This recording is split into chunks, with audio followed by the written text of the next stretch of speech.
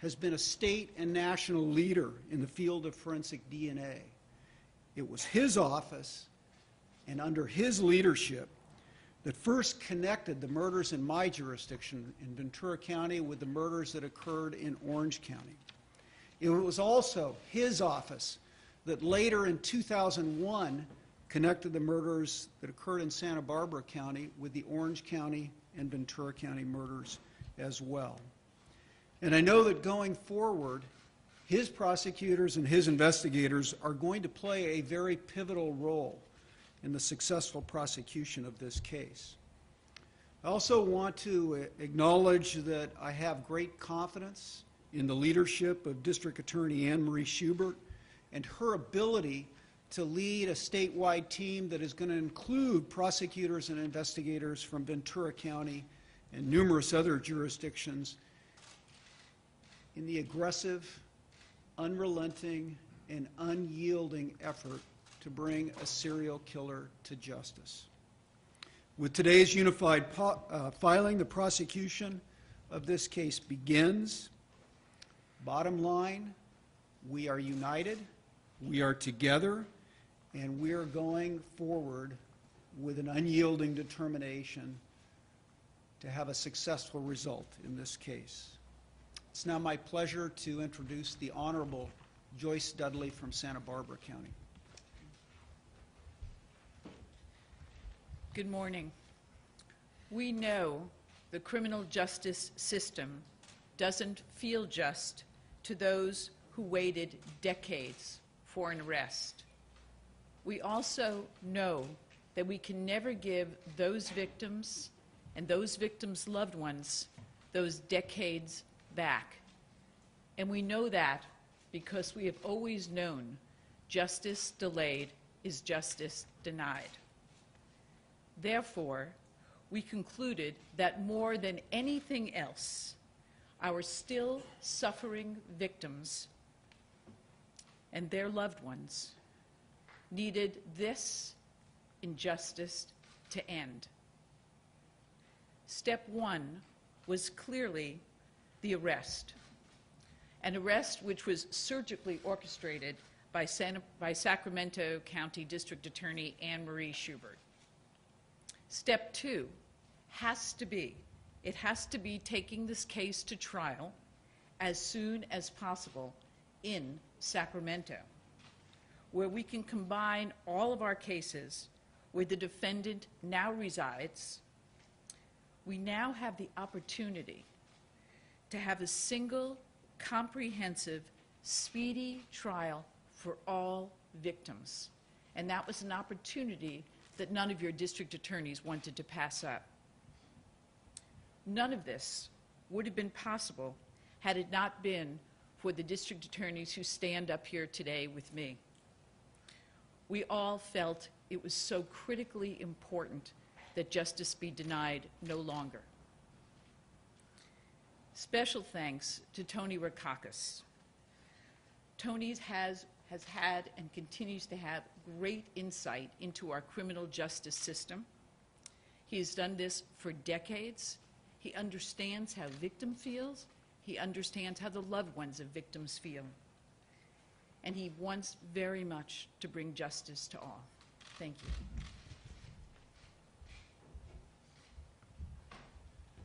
Good morning. I'm Tim Ward, Tulare County District Attorney. There's one count in the amended complaint filed this morning that reflects crimes occurring in Tulare County. I believe it's actually count one of the complaint. Correlates to a murder that occurred in the city of Visalia in the fall of 1975. I, along with Visalia Police Chief Jason Salazar, we agree and fully support the consolidation of this case and the prosecution going forward in Sacramento. We have full faith and confidence not only in District Attorney Schubert, but the men and women of that office, that they will spearhead what should be and will be a successful prosecution and justice for the victims across the state. I can tell you that the Tulare County murder remained under investigation for over 40 years. And I stand here today representing a family impacted by tragedy because of a successful and an amazing collaboration of law enforcement officers and district attorneys across this state. When I and the members of my office and law enforcement in Tulare County needed anything from Sacramento, Ventura, or Santa Barbara, those district attorney's office and law enforcement were ready to answer the call. And certainly last but not least, to Tony Rakakis and the men and women of the Orange County District Attorney's Office. Sir, I have been humbled and will continue to be forever in your gratitude and thanks for what you and your amazing team of professionals and experts have brought to the table.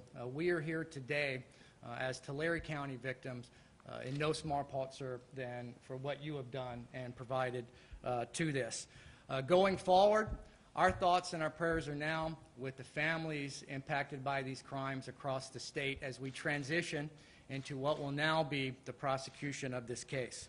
It is my distinct honor at this point in time to introduce the elected District Attorney of Contra Costa County, the Honorable Dinah Becton. Good morning. I can announce this morning that the Contra Costa County District Attorney's Office is able to charge 4 separate cases against Joseph DeAngelo for the crimes in our county. DeAngelo could face 4 life sentences plus 10 years for the alleged crimes of kidnapping during the course of robbery in Contra Costa County if he is convicted. For decades, he evaded justice and devastated communities across California. Due to the severity of these crimes, these victims often face tremendous trauma after so much time has passed. Thankfully, we can now hold someone accountable for these crimes and seek justice for our victims.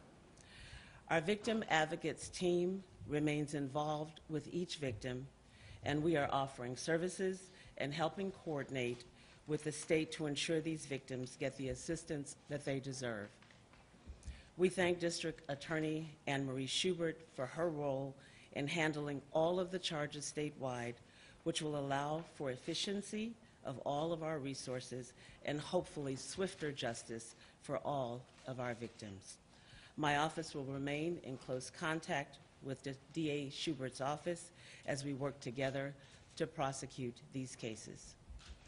And now it is my distinct pleasure to introduce District Attorney Anne Marie Schubert, Sacramento.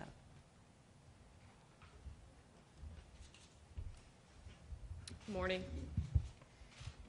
I am honored, I'm humbled, and I'm incredibly proud to stand here with my colleagues today.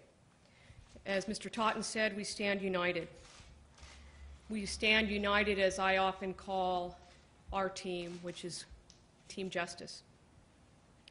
As everyone's mentioned today, this morning, around 10 o'clock, in Sacramento Superior Court, my office filed an amended felony complaint alleging all crimes for all counties in one felony complaint. 26 counts, 13 murders, 10 of which carry special circumstances, 13 charges of what we call kidnap for robbery, which at the time in the 70s was what we call a life term, thus allowing us the opportunity to file those charges.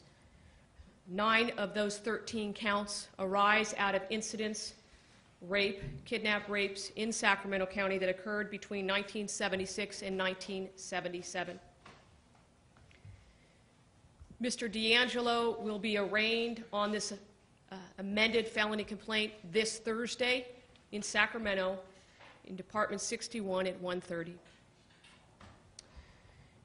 I don't think it can be underestimated and said enough that this case, while it's in Sacramento, is nothing other than a team of prosecutors from all over the state who have been deeply affected by the conduct of Mr. DeAngelo.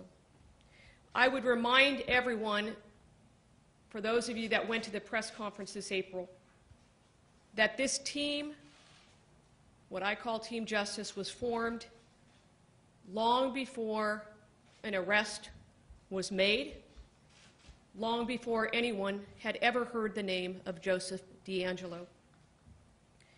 In fact, this team of folks standing here and counties standing here was formed in September of 2016, a few months after the 40th anniversary that occurred at the press conference in Sacramento hosted by our sheriff and our FBI.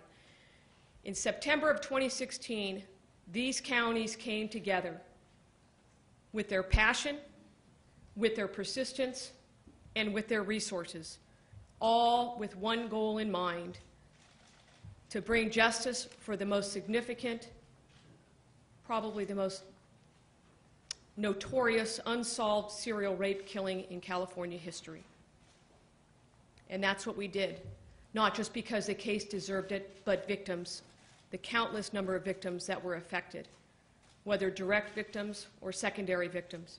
And I've said this many times, you can ask anybody in Sacramento that grew up in this community if they have a story, and everyone does.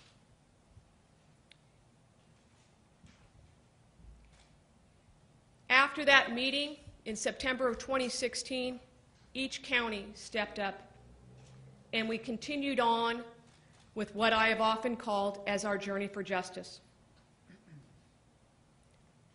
We dedicated prosecutors, we dedicated crime lab staff, we dedicated investigators. At that time, in September of 2016, I also want to thank Mr. Rackauckus, because for those folks that don't know in this room, Mr. Rackauckus has a nationally known DNA unit that is second to none. They have knowledge and expertise really at one thing: finding the truth through the use of forensic DNA evidence. There is no doubt that that unit and his prosecutors and his investigators and all those folks standing here together will continue their role in this prosecution. On April 25th of this year in Sacramento, we announced the arrest of Joseph DeAngelo. There was a few things that I said at that press conference that I think need to be repeated. One, we were looking for a needle in a haystack, and we found it. And two, the answer has and always was been in Sacramento. So when somebody asks me, as the District Attorney of Sacramento County, how do you feel about this case of this magnitude coming to Sacramento, California for prosecution? My answer is very simple. It is very fitting that this journey for justice that has been sought for over 40 years ends in Sacramento. I am proud to work with the colleagues standing with us, and I look forward to ending this journey for justice. Thank you. And at this time, I'd reintroduce Mr. Rackauckus.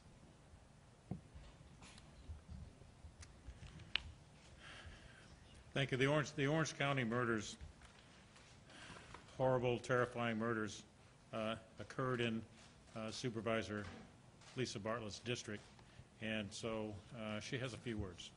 Supervisor. Good morning. Lisa Bartlett, Orange County Supervisor, 5th District. On August the 21st, 1980, 2 people were brutally murdered in the middle of the night. Keith and Patrice Harrington were murdered in Orange County, in my district, and in my home city of Dana Point. The Golden State Killer has terrorized the community, state, over the last couple of decades. I'm deeply appreciative of District Attorney Tony Rackauckus and his office's critical role during this investigation. After decades of uncertainty, the family of victims will finally have hope and resolution for justice to be served. Thank you.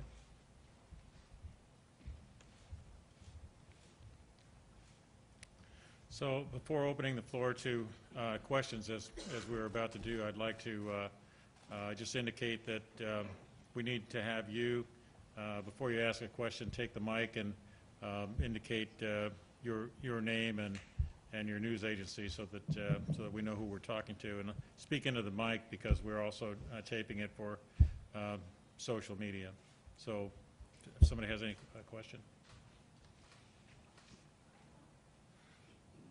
Yeah, Chris St. Carlo, KFI News. 2 questions. One, why was the announcement here? And 2, Ms. Dudley, I know that you were kind of the orchestrator of this group. the announcement you made on the steps in Santa Barbara County. What role have you played in the last, I'd say, month in bringing this together?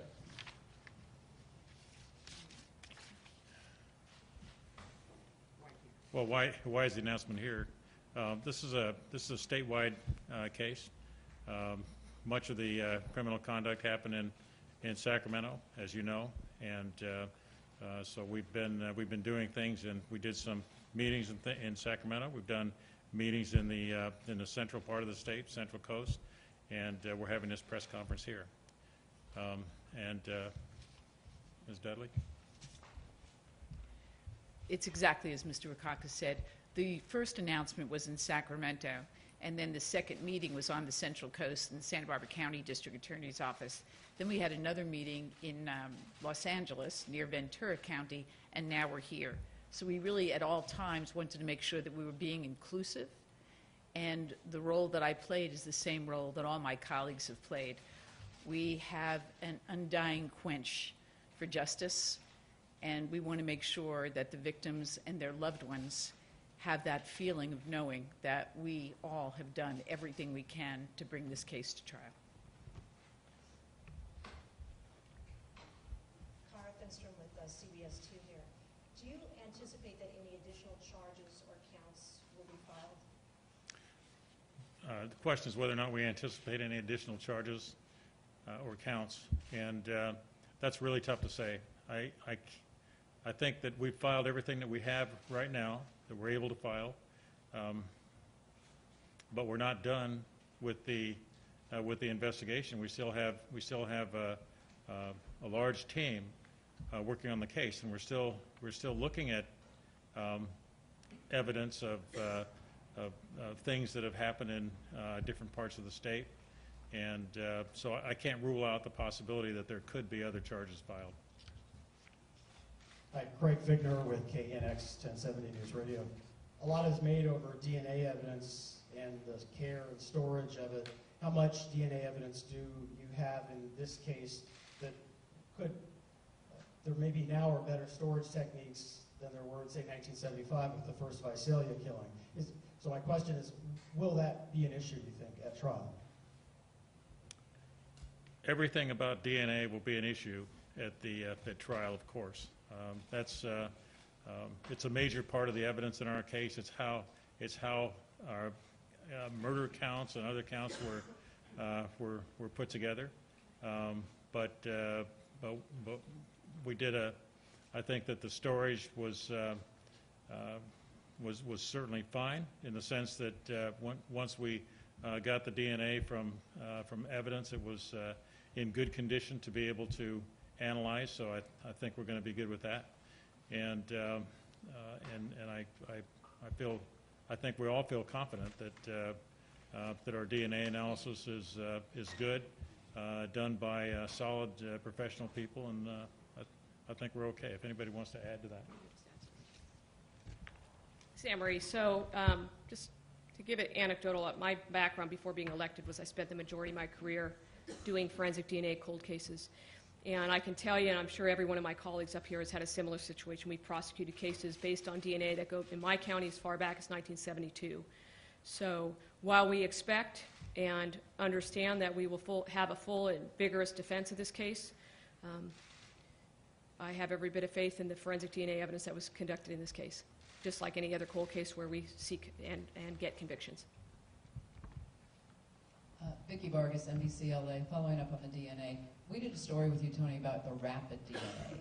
Will that come into play in any of this, number one? Number two, there are some who kind of want to ride the coattails of this prosecution and claim there are cases that should change now because of what you're learning. So twofold, the DNA and then the case that's pending out there. All right, thank you. First of all, with respect to the rapid DNA, that's a process where we can get DNA from a crime scene or an individual and analyze it in a relatively short time, within a couple of hours. And it hasn't had any part in anything that we've done in this case, and frankly, I don't expect it to. I don't really see where it might fit in. I don't think we have a need to try to use a rapid DNA analysis. On the second part of the question, I alluded to that a little bit.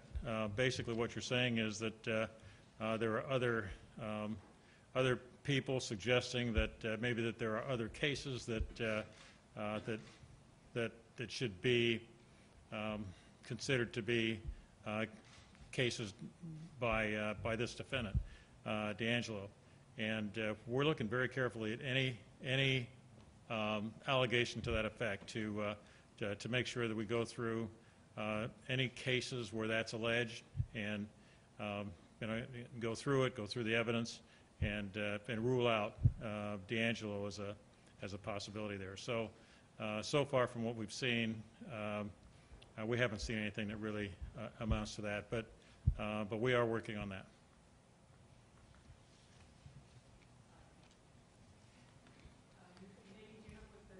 There's a question on the end over here. I had a question. There's somebody here first. Hi, Megan Diskin, Ventura County Star. So what is the timeline here? I know you said the investigation is still ongoing. When will this might actually go to trial? And two, have there been any discussions about seeking the death penalty? The timeline for the trial is not. I mean, the fact that the investigation is ongoing means that that we still are looking at things. We still are open to consider any additional evidence that might be out there, anything that might come in, anything that people might allege. But I don't see that as affecting the timeline for the case as far as the preliminary hearing and trial, and so we're going to be moving forward on that. And I think maybe District Attorney Schubert might be able to give us some indication as to what her thoughts are on it. I think we all have our thoughts there. I mean, we're working together as a group, and we want to move this forward as quickly as we can. This case has already has a lot of age on it, so we're trying to move forward as fast as we can. But Anne Marie? Just in terms of the timeline, I mean, let's remember Mr. D'Angelo has a right to a fair trial, and he has a right to a competent defense counsel. So we recognize that this case will not be something that goes to trial really quickly, but we also expect and hope that we move this process through efficiently, because we do have witnesses and victims that are aging, and these crimes happened many, many years ago. So I cannot give you a definitive answer. I can simply tell you that we have a robust team of people that are working on this, and we're going to try to move this case as quickly as possible. And I'll let Mr. Totten address kind of the penalty question that you asked. Yes, good morning, Megan. As most people are aware, this case is death penalty eligible. 10 of the 13 murders that are alleged carry special circumstances, which under California law qualifies this case as a death penalty eligible case. The district attorneys standing before you all have and use a very solemn process in the decision-making of whether or not to seek death in any individual case, and will do so in this case. That process includes carefully looking at Mr. D'Angelo's full background, both mitigating and aggravating circumstances. We routinely also solicit input from the defense and take that into consideration. And that decision-making process is a ways away. We have a lot of work to do before we will get to the point of being able to sit down and make a decision of whether to seek death. But as I say, it is a very serious, very solemn process that we don't take lightly. And there was a question on this end of the room over here. Could you? All right. Are you planning more meetings about that? So, all right. So wait a minute now. I thought you said you were satisfied, but now you have a. Okay. So what I'd like you to do is take the mic. Just take the mic and give us your name and news outlet. Megan Cuniff with the Daily Journal. What will the process be? Can you get more into the process for deciding whether to pursue it as a capital case? Will there be meetings about that? Will there be a vote on that? How are you guys going to decide? Want me to discuss it? All right, I'm gonna have District Attorney Totten complete his answer. So as I say, that process is quite a ways down the road of this case. It will include an extensive background that, frankly, my office is conducting as we speak on the defendant in this case. It will include us understanding the full breadth and scope of all of the different charges and the conduct that was involved in each of those charges. Any aggravating circumstances, the California Penal Code provides a very detailed list of aggravating and mitigating circumstances that prosecutors and ultimately juries must consider for purposes of deciding whether to impose the death penalty. And we will go through that very, very rigorous process, and as a part of it, we will invite in the defense bar to the defendant's attorneys to give us their input on the issue. When all of that is done, our expectation is that 6 of us will sit down and have a thorough and spirited discussion of that and arrive at a consensus on what the appropriate penalty is. For us to predict what that's going to be now would be both inappropriate and premature. Hope that answers your question. I'm Sam Stanton from the Sacramento View. I've got a question about the new charges. The 4 in Contra Costa, is there DNA for those 4? And the 9 in Sacramento, I assume there is no DNA. So how? Okay. So with respect to the Contra Costa counts, I'm going to ask Dinah to take the mic. Yes, so far we've been able to file charges, as I mentioned, on 4 of our cases coming out of Contra Costa County. And for 2 of our cases, we have DNA hits. We're continuing to investigate other cases from our county. And the 9 from Sacramento? The 9 from Sacramento do not have DNA, but they have, as we call them, signature marks, of which we've always been talking about for the last 40 years, that we are confident that they are the same individual. But he's been accused of roughly 50 sexual assaults. Right. Will there be charges filed in all of them, do you think? Are there more?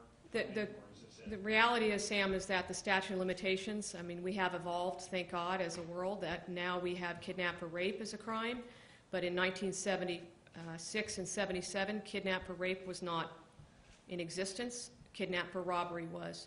And so our lawyers have looked at this very strenuously to identify those cases where we could comply with the statute of limitations.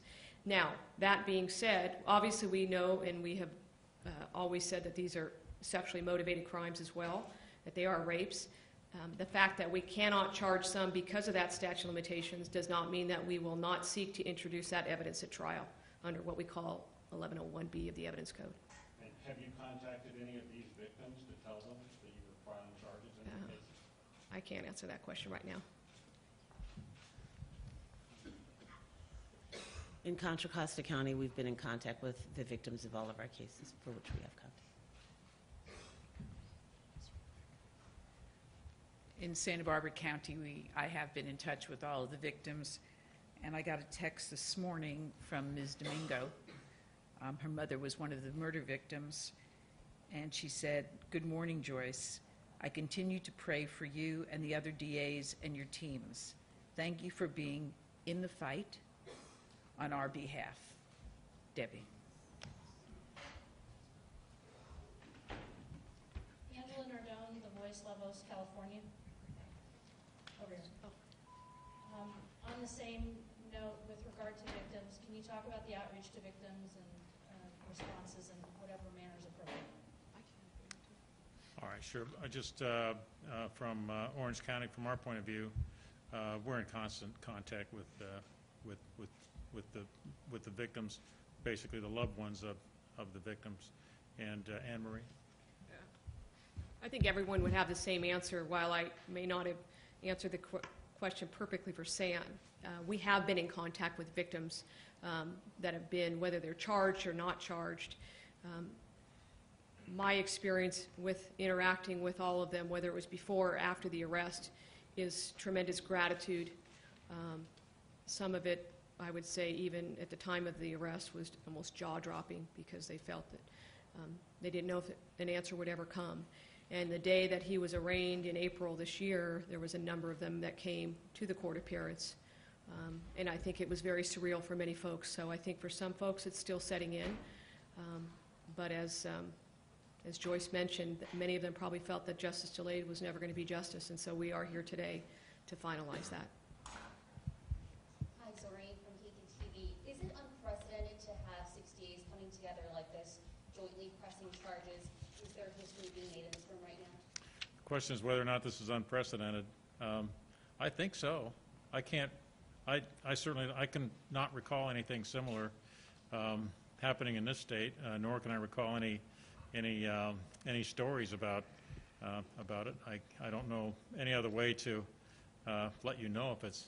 I don't think anybody here has ever heard of anything quite like this. So certainly, we've had cases where we have 2, maybe even 3 jurisdictions, trying a case jointly like this. But I believe this is unprecedented, in certainly in our state.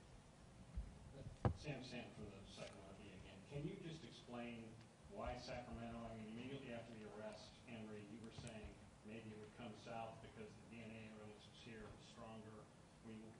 Why is it coming to Sacramento? I think that,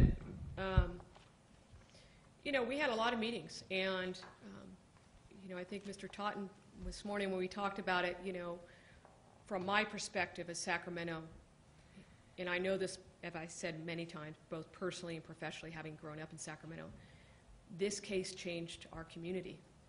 And it's very difficult to explain to folks what that means if you did not live through it. It's almost similar to saying I lived through an earthquake and trying to explain that. That's part of it from my perspective, in terms of the magnitude of this case for our community. But the other part of it is that, there are many victims, their family members that live in Northern California. And many of the ones from Southern California, Joyce has family members that live right in Sacramento. So we have to factor all those in. Mr. Rakakis mentioned at the beginning, what are we looking at? I would also say that, Sacramento, we're a big jurisdiction. We have 175 lawyers. We have a crime lab. We have investigators. Our sheriff's department was a lead on this case for many, particularly when the arrest occurred. That's part of it. At the end of it all, it's what we all believe is in the best interest of this case, which is to try this in Sacramento as a team together with all of our resources dedicated. This is not simply a Sacramento case. This is a joint case of 6 jurisdictions. Angela Nardone again from the Voice, Lavos, California. This is for District Attorney Totten. With regard to Ventura County, in the packet included 2 victims that will be included in so far.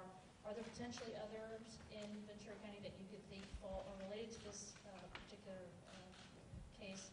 And outreach to victims, if you have anything to share about outreach to victims. Well, I'll answer the second question first with regard to outreach, both on the morning of following the arrest of Mr. D'Angelo. I spoke with both 2 of Lyman Smith's children that morning to advise them of the arrest. And this morning I spoke with the daughter of Lyman Smith, who's kind of the family representative, to advise her of this event and our plans to file the case in Sacramento. So we are staying in regular contact with them, and that process will be ongoing collectively with all of the victims and all of the respective offices. With regard to other cases, as you may recall, there was an individual, a recently exonerated individual by the name of Coley, where we did have the DNA tested in that case to see if it was connected to this defendant, and it was determined it was not. We also, I am aware that many of our frontline police agencies are very aware of this case and are reviewing old unsolved rapes. To date, we have not identified any cases that we suspect are involved this defendant. Eileen Frere with KABC TV. Does the fact that the Orange County District Attorney's Office being under investigation by the Department of Justice for the concerning the use of jailhouse informants, did that play a factor at all in deciding to have this prosecuted in Sacramento County? No, we discussed this case as a group and made a group decision based on what's in the best interest of the case. And I think that a number of the things have been set out already, but understand that that a large number of crimes occurred in Sacramento and over some period of time, and there were other counties involved as well. But Sacramento really has the weight of the victims. I don't mean to be undermining or reducing or diminishing the importance of any victim anywhere. Certainly, the victims and the loved ones in Orange County are very, very important to us and to all of us. But as far as the testimony, the convenience to witnesses, the facilities, the convenience to investigators and everybody involved, Sacramento appears to be the right place for this trial. And also, this is a statewide case, and Sacramento is in fact the state capital. So I think it's very appropriate to handle a case in Sacramento. Thank you. Hi, Joe Serna with the Los Angeles Times. I was hoping you could talk a little bit more just about the kidnapping charges to commit robbery, when you yourself, DA Sacramento, said that the motivation was sexual assault. Can you just walk through that logic? Well, I think obviously we charged kidnap for robbery. In those crimes, there were robberies, so there was motivations. Our theory will be that it's a motivation that was the intent to rob as well as sexually assault. Obviously, criminals can have multiple motives, so unfortunately, the rape did not exist in terms of the statute of limitations. My understanding is in some of those cases, the victim was barely moved, maybe to another room. The robbery might be loss of like $75. Is that going to stick in a criminal court? Well, I will say this, we don't file charges unless we believe we can prove it beyond a reasonable doubt. There's a long, not just the law itself that exists in the penal code. When we go back to look at the penal code from 77, 76, we follow the penal code, we also follow case law. So there's been an extraordinary amount of research put into this by both our office and other offices. And as I said, I'm confident that we don't file charges unless we believe we can prove them and we can meet the elements of those crimes. And Ms. Schubert, Chris and Carlo, KFI News. I'm not a lawyer, much to my mother's chagrin. But one of the things I've been paying attention to is the pace that this case has been moving so far. I don't think D'Angelo has officially entered a plea yet. Right. Does this mean that we are going to see perhaps a pace picking up? And will we see elements of each of these DA's office embedded within your DA's office for this trial? I definitely think you're going to see a lot of lawyers involved, perhaps to some people's chagrin, but definitely lawyers from all different counties. It depends on their offices whether they dedicate them, but I definitely know that if you look at the amended complaint today, if you have a copy in your press packet, you will see every elected district attorney's name on that, which is demonstrating our commitment. I fully anticipate that as the DA of Sacramento that I'll be swearing in some lawyers from Orange County, Ventura, other counties to help prosecute this case. So it will be a dedicated team effort. In terms of the pace, it's up to Mr. D'Angelo. It's his right to decide, or his lawyers with consultation on when he's going to enter a plea. Obviously, from our perspective, now that we've come to this joint decision, that we've got witnesses that are, older, and so we want to move this case at a reasonable pace so that we can secure and get those prelims done, preliminary hearing, as I would say, because that's an important phase of this process. Is that September 5th date still intact, or will that be changed? I don't know if that's going to be changed. I would say it is still probably in the computer system, but you can assure yourself that it's on calendar for this Thursday at 1:30 in Sacramento in Department 61. Sam Stan with the V. You just thought of a lot of questions on that drive down. I know you did. It's a long drive. Yeah, I know. A little heads up, I could have flown. Just how is it going to work? When the Snelling case comes up, Mr. Ward, will you have a prosecutor in Sacramento full-time to assistance from one of Sacramento's people or just two of your own? How do you envision this happening between each? It's a great question, and I have to say the reality of that will be we've invested a lot of work to get to this point where we are here today. I know from talking to not only Ms. Schubert but the colleagues that we all envision being a part of that process.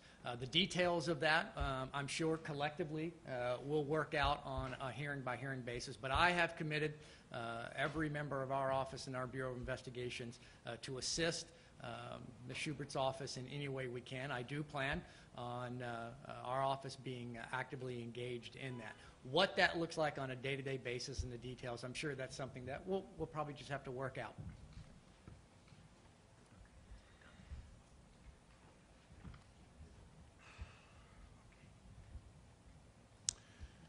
Well, ladies and gentlemen, I think that concludes our time that we have allotted for this, and I want to thank all of you for your time, your attention, and your very insightful questions. Thank you so much. Thank you.